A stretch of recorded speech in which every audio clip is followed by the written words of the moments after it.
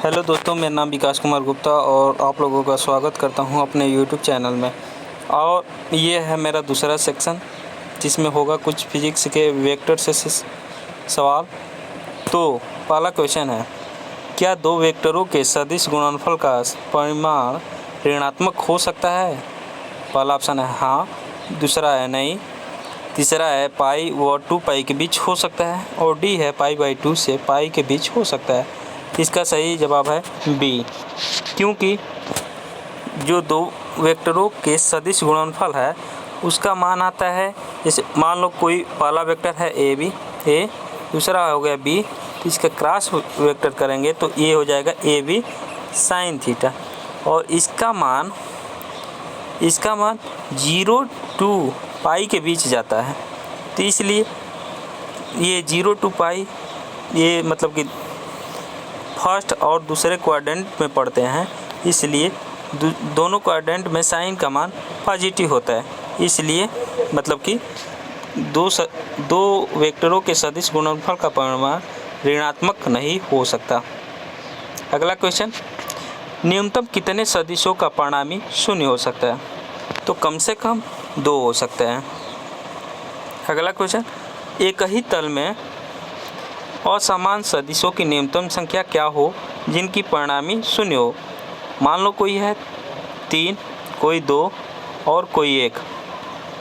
तो इसके ऑप्शन पहले पढ़ लें। ऑप्शन नंबर ए है 2, बी है 3, सी है 4 और डी है 5। तो कह रहा है कि एक ही तल में असमान सदिशों की न्यूनतम संख्या, तो असमान सदिशों की न्यूनतम संख्या 3 होती है। फिर अगले क्वेश्चन की तरफ, अलग अलग तलों में स्थित सदिशों की न्यूनतम संख्या क्या हो जिनकी परिणामी शून्य हो? तो अलग अलग तलों में स्थित सदिशों की न्यूनतम संख्या क्या हो जिनकी परिणामी शून्य हो? ऑप्शन पढ़ें, ए 2, बी 3, सी 4, डी 5। तो इसका सही आंसर होगा सी में 4। पांचवा है, एक व्यक्ति 4 किलोमीटर पर आवर की चाल से उत्तर की ओर जा रहा है। वर्षा 6 किलोमीटर प्रति घंटे की चाल से ऊर्ध्वाधर हो रही है। वर्षा से बचने के लिए व्यक्ति किस दिशा में छाता लगाएगा? कोई बारिश हो रही है 6 किलोमीटर पर आवर के नीचे की तरफ, और ये व्यक्ति जा रहा है 4 किलोमीटर पर आवर की तरफ से इधर की ओर, उत्तर की ओर। तो ये हो गया 6, ये हो गया 4। तो tan थीटा निकालेंगे, तो tan थीटा निकालेंगे तो ये यहाँ से कोण पूछ रहा है, यहाँ से कोण पूछ रहा है, तो मतलब कि तो ये लंब हो जाएगा और ये हो जाएगा आधार। तो tan थीटा में क्या होता है, लंब बटा आधार, मतलब कि 4/6 tan थीटा में यहाँ से कटाएंगे तो ये हो जाएगा 2/3, मतलब कि theta equal to tan inverse 2/3, मतलब कि क्या, ऊर्ध्व से tan इनवर्स 2/3 कोण पर उत्तर की ओर। ऑप्शन नंबर डी सही है। उसके बाद अगले क्वेश्चन की तरफ बढ़ते हैं। दो वेक्टरों का योग अधिकतम होने पर उनके बीच कोण होगा। दो वेक्टरों का योग अधिकतम होने पर उनके बीच का कोण होगा। तो दो वेक्टर जो हैं उनका अधिकतम होने के लिए जो होता है वो 0 अंश होता है। अगला क्वेश्चन, दो वेक्टरों का अंतर अधिकतम होने पर उनके बीच कोण होगा। ऑप्शन नंबर ए 0, बी 90, सी 120 और डी है 180। तो अगर 0 पर अधिकतम हो रहे हैं a + b इजकल, मतलब कि 0 पर ये अधिकतम हो रहे हैं, तो पूछ रहा है कि a - b किस पर न्यूनतम, मतलब कि ये किस पर अधिकतम होंगे। तो अगर a इस तरफ जा रहा है और b इस तरफ जा रहा है और ये तो चिन्ह है, तो इसके अनुसार मतलब कि यहाँ पर माइनस हो जाएगा -b, तो इस स्थिति में a + b आ जाएगा, उसका मतलब कि 180 अंश पर। अगला क्वेश्चन की तरफ बढ़ते हैं। 8वां, P + Q तथा P × Q के बीच कितना कोण होगा? A है थीटा, B पाई/2, C है पाई/4 और D है पाई। तो इसका सही जवाब है पाई/2। दक्षिणावर्त निकाय में J × K = I, I.I = 0 जे करा जे इजकल टू 1 और k into i equal to 1।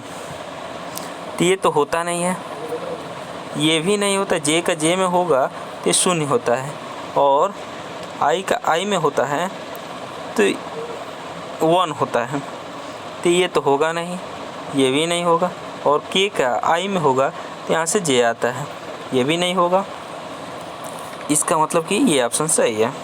उसके बाद अगला क्वेश्चन, यदि p plus Q is equal to R, तब निम्न में से कौन सा कथन सही है? R perpendicular p, R is perpendicular to q, R is perpendicular to p plus Q, और R is perpendicular are cross Q.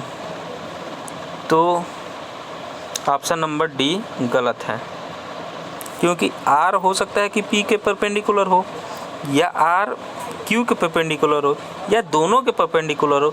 और ये बोल रहा है कि r perpendicular are cross q, इसका मतलब कि ये ऑप्शन नंबर गलत है। उसके बाद अगला क्वेश्चन बढ़ता है, सदिश F1 की दिशा x अक्ष की ओर है। F1 की जो दिशा है x अक्ष की ओर है। ये हो गया y अक्ष, ये हो गया x अक्ष। x अक्ष की ओर दिशा में है। अन्य सदिश F2 के साथ इसका सदिश गुणनफल 0 है, मतलब कि इसका खुद का खुद में गुणा 0 है। तो हम तो पहले ही बताए हैं कि जो i का i में गुणा होगा वही 0 होगा। तो इसका मतलब कि x अक्ष पर y लेते हैं हम i, और y अक्ष पर j, और k अक्ष पर z अक्ष पर k लेंगे। तो मतलब कि x अक्ष पर i, y अक्ष पर j और z अक्ष पर k। तो इसके अनुसार मतलब कि i वाला कोई गुणान होना चाहिए। तो ऑप्शन नंबर ए सही है। उसके बाद है 10 न्यूटन परिमाण के 5 बल एक वस्तु पर एक ही तल पर कार्यरत हैं तथा इनके बीच कोण समान है। इन बलों का परिणामी है। कह रहा है कि 10 न्यूटन का कोई बल है 5, 1 2 3 4 5 हो गया।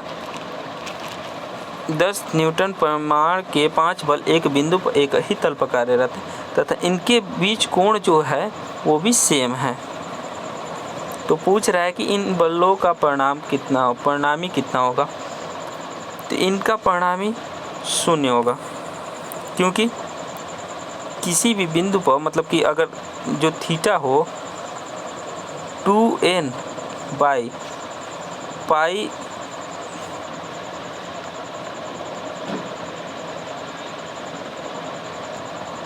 इसका मान 0 होगा। अगला क्वेश्चन की तरफ बढ़ते हैं। 13 एफ दिया है 6y plus 8j plus 10k Newton एक वस्तु में √2 मीटर प्रति सेकेंड स्क्वायर का त्वरण उत्पन्न करता है। तो वस्तु का द्रव्यमान पूछ रहा है। तो एफ है, तो एफ का परिणाम निकालेंगे तो हो जाएगा 6 6 का 36, 64 प्लस 100, तो ये आ जाएगा 200 रूट में। तो इसका मान आ जाएगा 10√2। ठीक, ये f का मान हो गया। और क्या करा है कि a का मान दिया है √2, तो m पूछ रहा है। तो f by a equal to m हो जाएगा। यहाँ से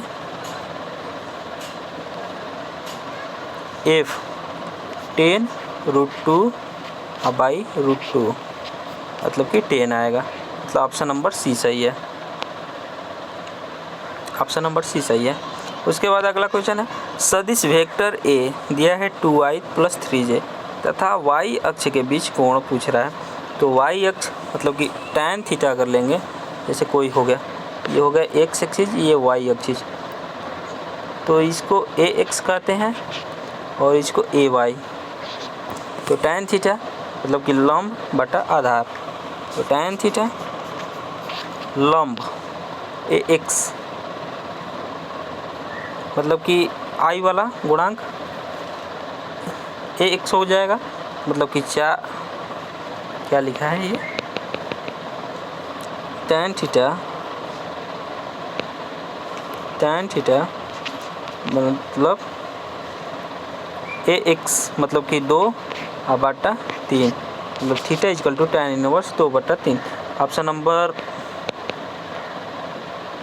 बी सही है। उसके बाद अगला क्वेश्चन है, सदिश i प्लस j तथा j प्लस के बीच कोण है। तो बीच कोण है, इसको मान ले a, इसको मान ले a और इसको मान ले b। तो जब इसको a मानेंगे और इसको b, तो इसका परिणामी निकालेंगे तो ये आ जाएगा वेक्टर √2 और इसका निकल गया और इसका भी आएगा √2। तो इसका डॉट प्रोडक्ट करेंगे तो i तो इसमें नहीं है, j है केवल, तो j में करेंगे तो 1 आ जाएगा।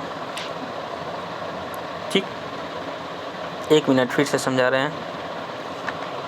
मॉड वेक्टर a का मान आ जाएगा √2 और मॉड वेक्टर v का मान आ जाएगा √2। हो गया। उसके बाद a डॉट b करेंगे तो यहाँ से आ जाएगा 1। फिर ये a डॉट b बराबर ab cos थीटा होता है, ab cos theta.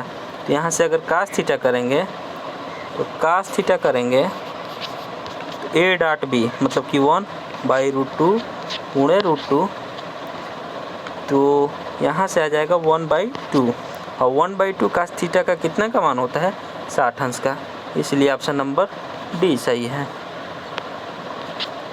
That's all. मुझे होप है कि आप लोगों को समझ में आया होगा। नहीं समझ में आया होगा तो आप कमेंट बॉक्स में कमेंट कर सकते हैं।